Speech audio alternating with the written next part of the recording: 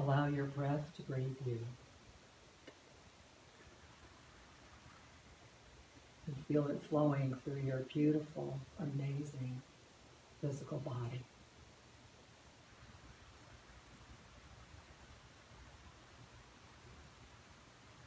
Breathing in gratitude. Breathing in God.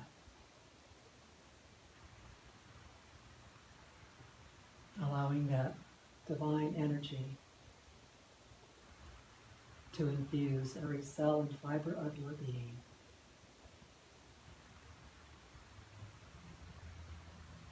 Unwinding the thoughts, tension, whatever may be there this morning that no longer serves you.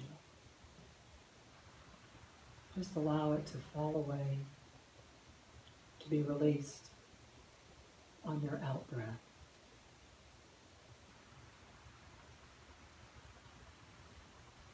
Giving thanks for your amazing physical body that brought you here this morning. The one you've been traveling with during this incarnation, this lifetime,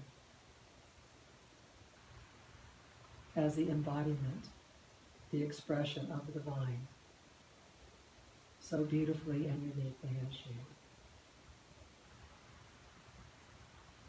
Just allow yourself to feel and know that energy right now, beyond your human thoughts, beyond the stories of the conditions or commentary, the labels, all the stuff. I invite you to sink into a deeper knowing in this place of stillness.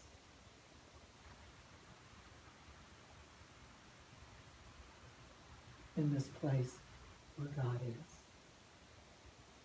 Just breathe into it. Lean into it. Feel it wash over you and infuse you.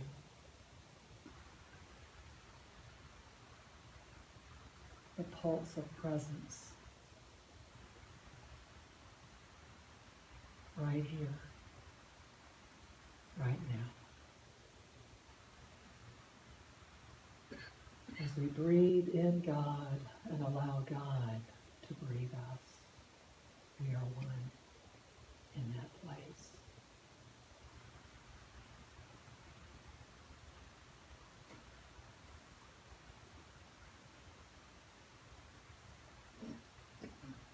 I am that I am. I am that expression of the Most High.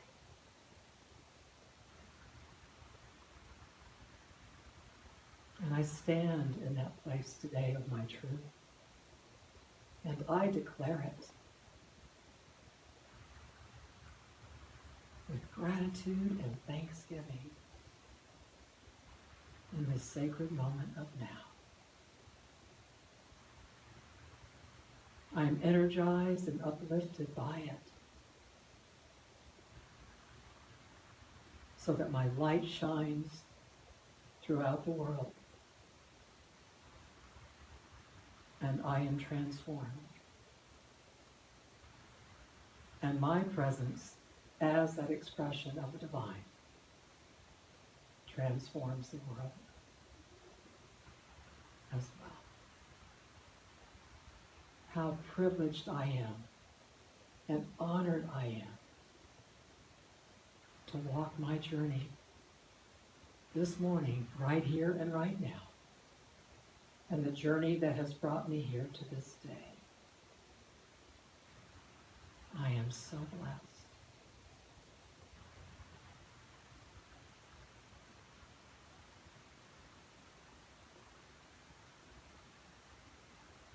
Breathe in the energy of these words.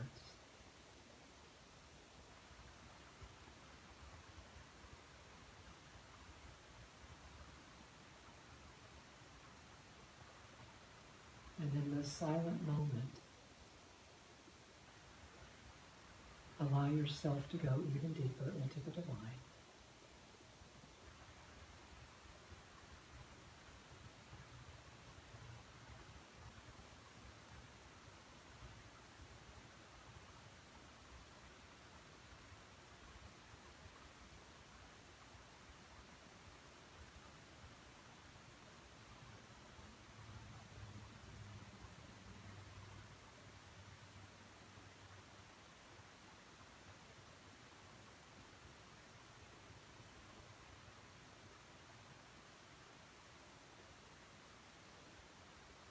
Thank you, God, for the miracle of now, for the sacredness of stillness and communion with all that you are and all that we are individually and collectively expressing this consciousness of creation, of life.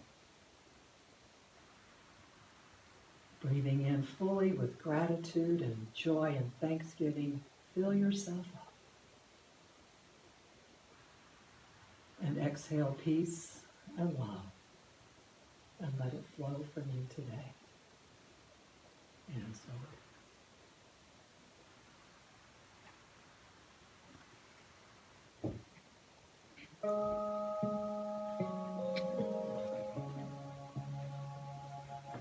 Divine order awakens in me now. Divine order awakens in me now. Divine order awakens in me now. Divine order awakens in me now. Divine order awakens in me now. Divine order awakens in me now. Divine order awakens in me now. Divine order awakens in me now. Divine order awakens in me now. Divine order awakens in me now. Divine order awakens in me now. Divine order awakens in me now.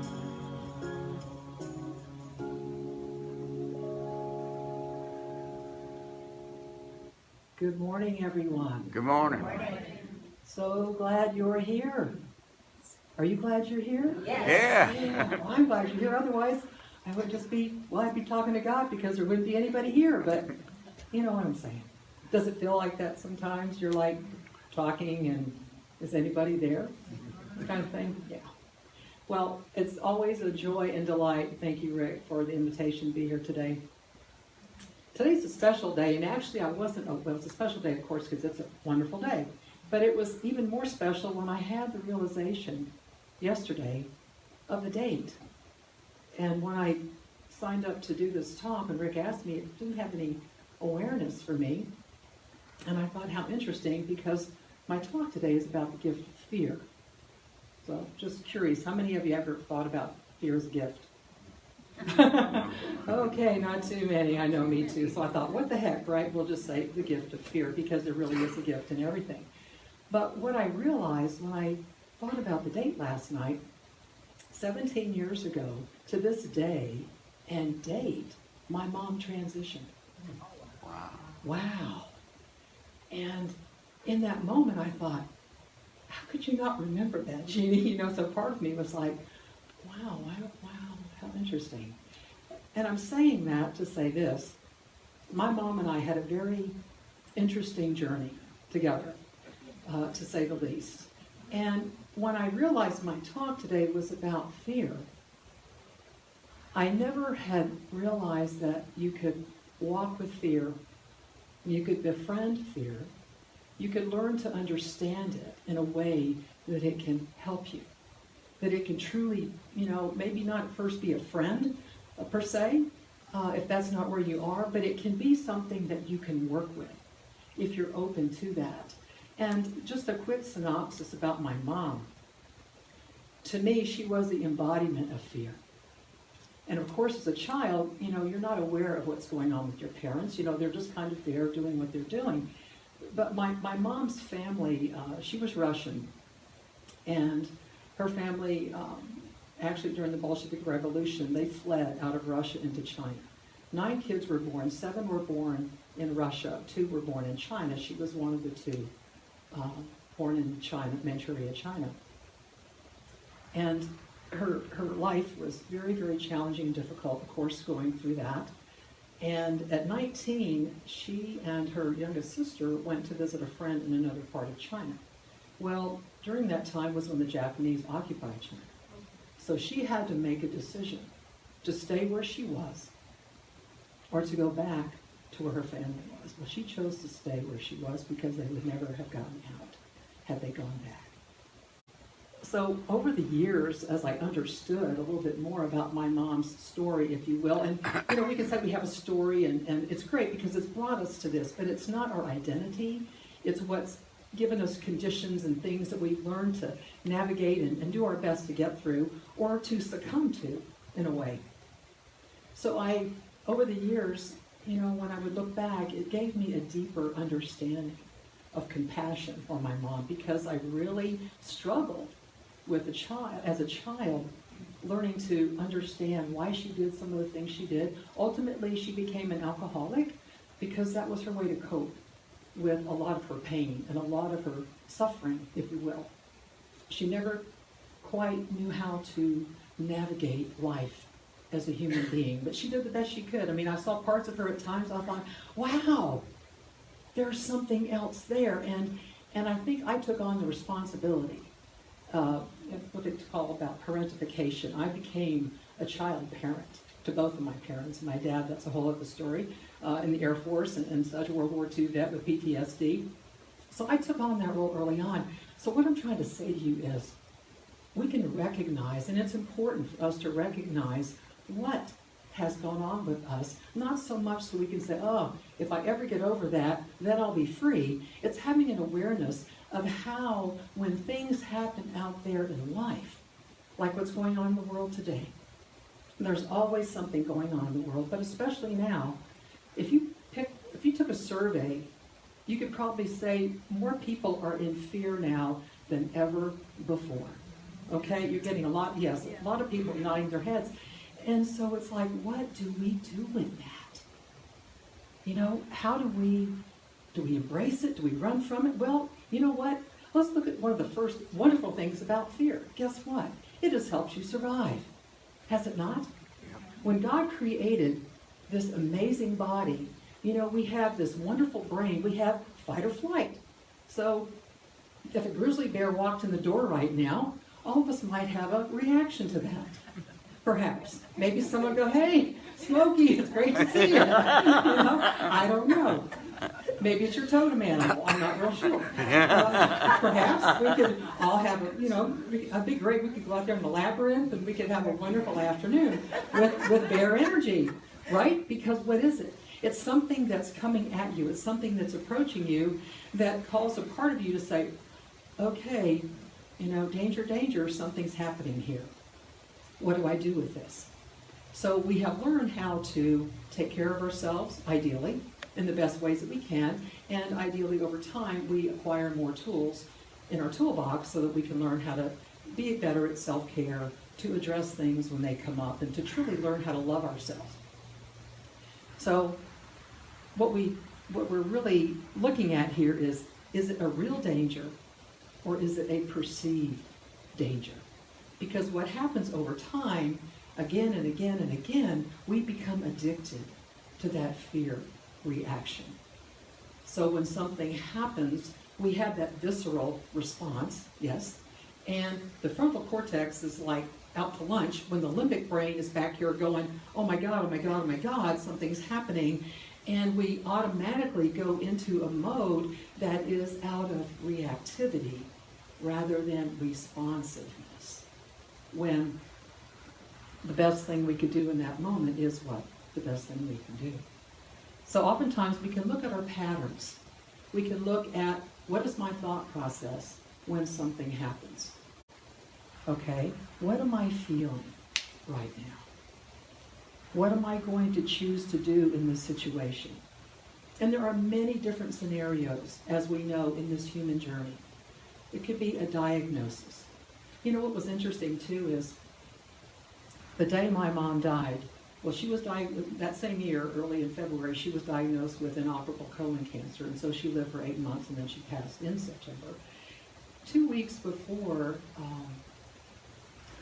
2 weeks before I had my mastectomy, because I was diagnosed with breast cancer the December before, is when she was diagnosed. So we were journeying with this interesting thing called cancer, which is, it's an experience. That's a whole other conversation. But there was a lot of fear going on, to say the least. And so when those things happen, it's like, what are we going to do with it?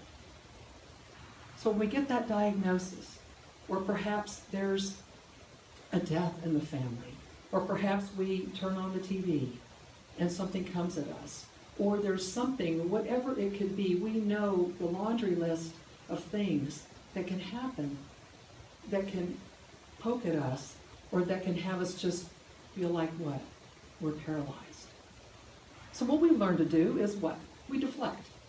That's one of the things. When you do a lot of research on this, and I'm a counselor by trade, by the way. My background and my degree is in counseling and psychology, and I've worn many hats. I know I've shared a lot of different things with you guys since I've been speaking up here for quite some time now.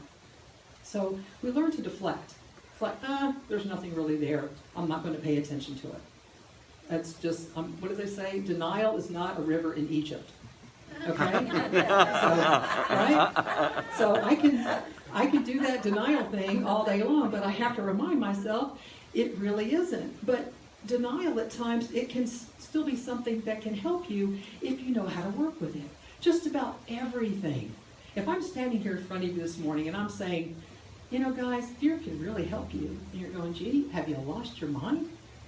What I'm saying is anything and everything can help you. Right? Do you remember my talk last year about radical gratitude? Maybe some of you do, some of you don't. The point was, if we can learn to bless everything, and of course that's after the fact, so when things show up now, it's like, can I see this?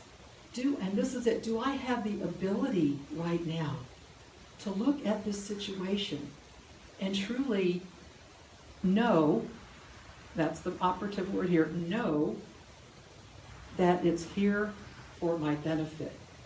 It's here for my good, okay? Which leads me to, how do I know?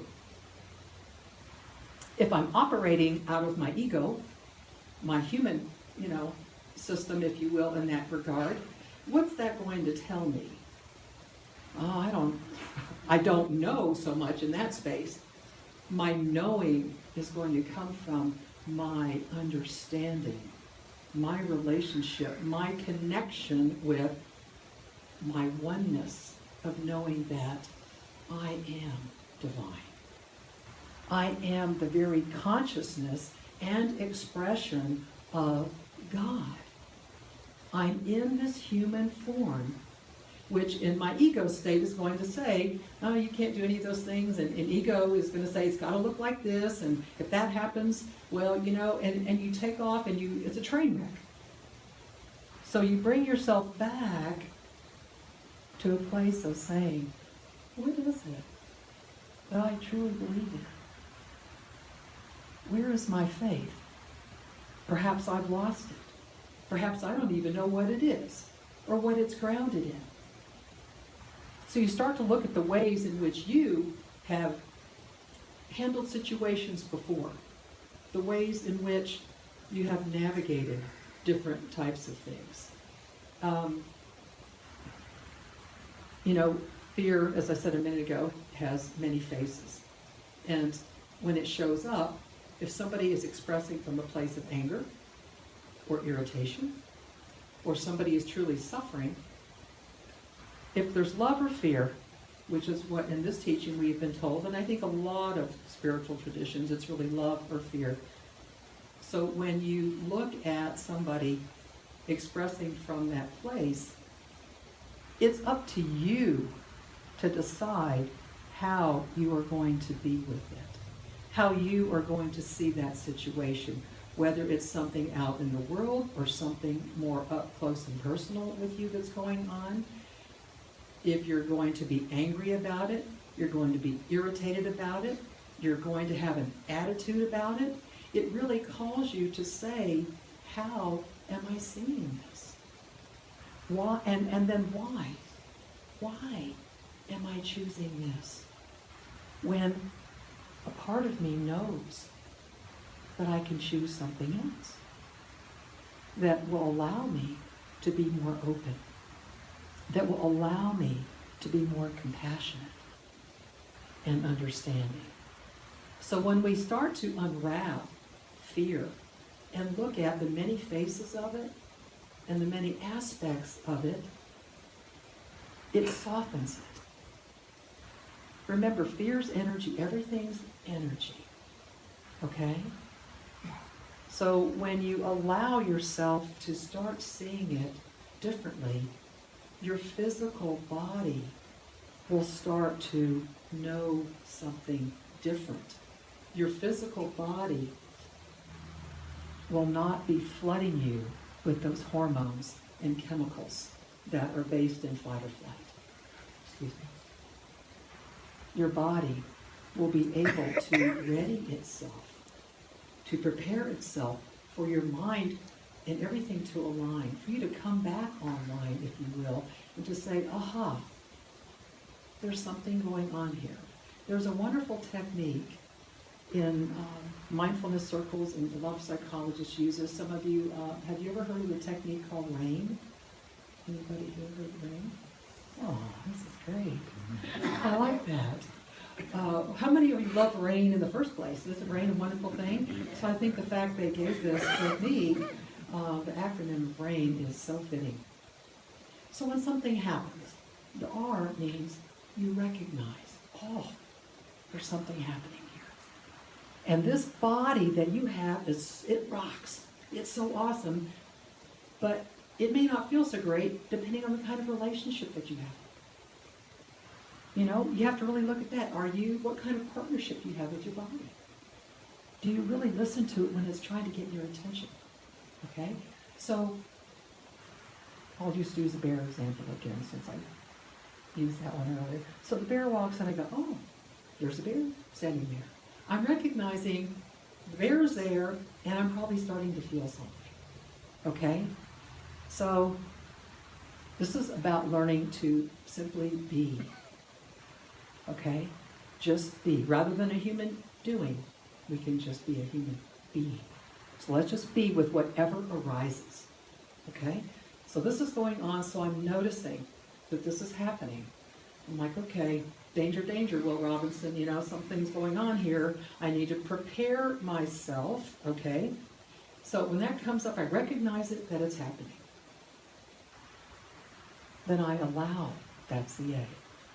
I allow whatever is there to be there without judging it, without criticizing it, without having a commentary around it, without anything. I just simply allow it to be whatever it is. And the more I am able to do that and practice this, it's amazing what you discover. Because in the place of allowing, I know you've heard this word a lot in our teachings. In order for God to express through you, you have to say, okay, God, yes, I'm allowing that. I'm inviting it. Same thing here. So you allow whatever is there to be there. The I, it means it's time to investigate. So you can put on your little Sherlock Holmes hat and your monocle or whatever you want to do and take a look. Now keep in mind, the whole time you're doing this gives you a clue as to how well you know yourself. Right? How well do you know yourself? Because if you start to investigate, like, okay, I'm recognizing this, I'm allowing it, let me see what's going on in here. Oh my goodness, I've had a lot of conditioning with this fear response. Maybe before there was a bear, maybe there wasn't a bear, but maybe it was something else that happened in your life that you have become conditioned by, because that's what's happened to us up here. We have become conditioned over time, and oftentimes we're unconscious about it, and that's what happens. We go unconscious. So we investigate. We go inside and we take a look like, oh wow, where am I feeling it? Is it my heart? Is it my belly? Maybe it's my throat. whatever is there so that you can truly be with that experience. And all the while, keep in mind what's happening for you, in my opinion, and in the opinion of many others, and it doesn't really matter because it's just an opinion, this is a wonderful gift. Do you realize what's happening in this moment? You're having this incredible opportunity to really be present, which is really what life is all about, being in the present. And you're having an opportunity to get to know yourself more intimately. And when I say you more intimately, it's really you and the human, but also you as the divine expression. It really lets you know on a gauge, where am I? Is my humanness, is my ego self and my soul self, are we integrated? Does that make sense? Are we integrated? Or do I just come here on Sundays or go home and do my practice and bam, and then I'm in the world out there and what was that stuff we talked about today? You know, who am I? What am I? Oh yeah, I think I'm a divine expression of God or something like that, but what does all that mean? And I think sometimes that's what happens in spirituality. And that's why I think sometimes people keep looking for the right answer or something. Because we can learn all these things that we learn. But what you are called to pay attention to is what resonates with you. So that when you integrate your human self with the divine and you're walking, think of Jesus, this beautiful, beautiful expression of the divine in human form, higher consciousness, presence. That's you guys. But we think of ourselves as separate. And I'm using Jesus as an example. It could be Buddha. It could be whatever you want it to be. What I'm saying is it's your realization, your awakening to the truth of you, so that you, when you go in to investigate, you can say, oh, there's some stuff there. Let me flood that with what I know to be the truth of me. Maybe I need to just have a sacred and holy moment of communion. Maybe I need to go walk the labyrinth. Maybe I need to forgive someone. Maybe there's some residue still left in my heart. Maybe my body has been screaming at me lately, trying to get my attention, and I've been neglectful. What a wonderful opportunity for the power of forgiveness. To go in and wipe the slate clean and to free yourself. To free yourself. So when you go in to investigate, all kinds of things you can discover. And when you become aware of those things, then you move into the end, which is kind of what I've already been saying. How do I nourish myself? How do I offer myself compassion and gentleness, as God does with me with grace? How do I give myself grace? To know that right where I am is right where I am, and whatever fear I'm feeling, whatever angst, anxiety, stress, if I'm being paralyzed or suffocated or whatever it is, that there's some good news, that there's hope, that I'm the one to free myself from fear and the suffering. So when fear arises, when you start to, if we had a box up here, and every single one of us wrote down a fear that we had, okay? This would be a good thing to do sometime, probably as a workshop. Everybody write down a fear. And we put them all in there, and then we started to unwrap, okay, and take each one out. No matter what somebody's fear is, there's going to be a common denominator to every single one. And it's what I mentioned earlier. When we think of ourselves, or we believe that we are separate, the fear will grip you. It will paralyze you, and you will be in that self-imposed prison.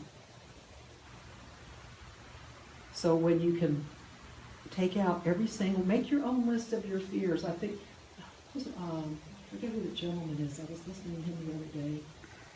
He's not known as a spiritual guy. I think he might be a business coach or something. But he said instead of writing down your goals, write down your fears. Write down your fears. And take a look at those. And go through the RAIN technique even. I mean, you could sort of simplify it. But really say, you know what? If I have said to myself, I am here for greatness, to allow God to express through me, I do that best when I am an open and clear and free channel for the divine to flow through me. So I'm making a commitment to see what I'm still carrying around. Residual. Whatever residue is there.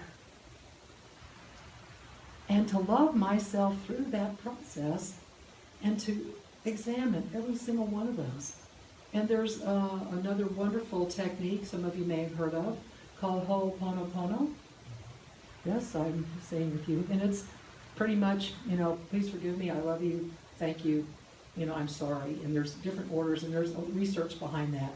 I won't get into that. But that's another way to look at different kinds of things.